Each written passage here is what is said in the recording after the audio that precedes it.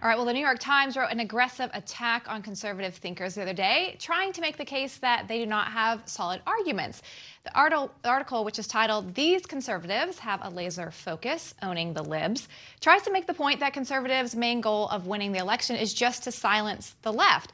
Well, the article mentions conservative podcast host Allie, Beth Stuckey, and she told the Times the fear is real, and understand if you're not a conservative, it's hard to be empathetic, and it seems like an exaggeration, but like the same kind of fear on the left that Trump is a unique threat to the country, there's a real fear on the right, especially, I would say, from Christians of what the country would look like under the Democratic president. Well, let's bring in Allie Beth Stuckey right now. Her podcast is called Relatable, and she is also the author of a new book that's coming out, "You're Not Enough, and That's Okay, Escaping the Toxic Culture of Self-Love." Allie Beth, welcome to the show. Thank you so much for having me.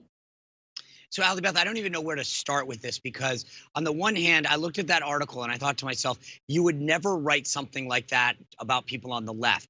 Number two, tactically speaking, who cares? If you want to tear down the folks on the left and point out the binary choice that exists going into an election, that's a fair tactic. But number three, your podcast, Ben Shapiro's podcast, your book, his book, all talk about substantive things. And it made it appear as though we on the right lack any sense of ideas and that we just decide that the only way that we win is by going after the left. And you have a podcast that you do quite often. Your book is very substantive as to what you believe and why you believe it and how to better yourself through a relationship with God. And yet the way that the New York Times approached it was so whacked. I looked at it just purely as an insult to all the folks on the right. How did you take it?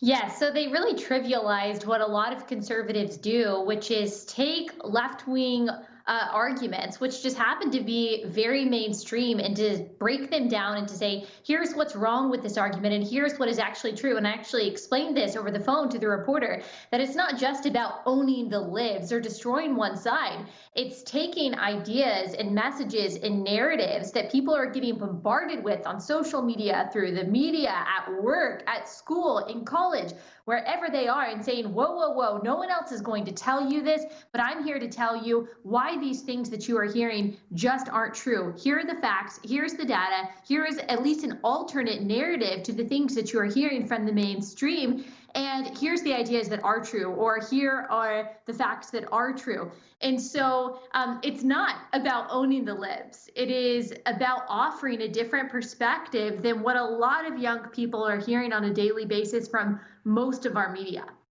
You know, Allie Beth, one of the interesting things about this article is they kind of pin up the right to act like they don't really have anything that they are fighting for. It's really, like you're saying, just trying to shut up the libs. But I think one of the interesting things is we're in this scenario where we become so divided that it's just the left and the right. But I think something that you really talk about a lot of times on your podcast is that we are very diverse as conservatives, and it's not just because you're a conservative, you only believe these 5 things. And it seems like if you don't agree with this extreme narrative, then on both sides, then you have nothing to talk about.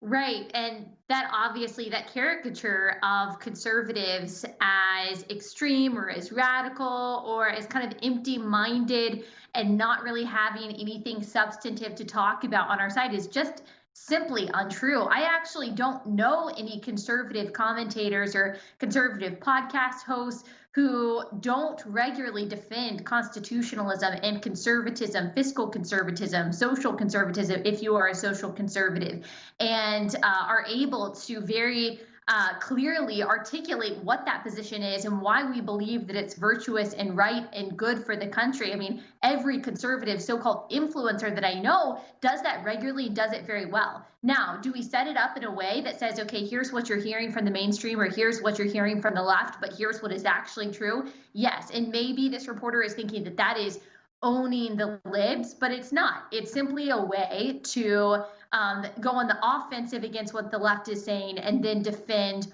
our conservative views. And like you said, conservatives are very diverse in what we believe, but we all unite under the fundamental values of constitutionalism and liberty and justice for all. And that is what we're fighting for. You know, the thing that's funny about this, Allie Beth, is that if you ask me why I'm a social conservative, I can tell you. If you ask me why I'm a fiscal conservative, I can tell you. If you ask me why I'm supporting President Trump, I can tell you. If you ask me why I want a Republican House and Senate, I can tell you. If you ask someone on the left why Joe Biden should be elected, you know what they say? Because we need to defeat Trump. They can't say what they're for. The irony of the article in the New York Times is it's actually the opposite. It's the left that can't articulate the positions they're for, because Biden right now is just a vessel for Bernie Sanders and Alexandria Ocasio-Cortez.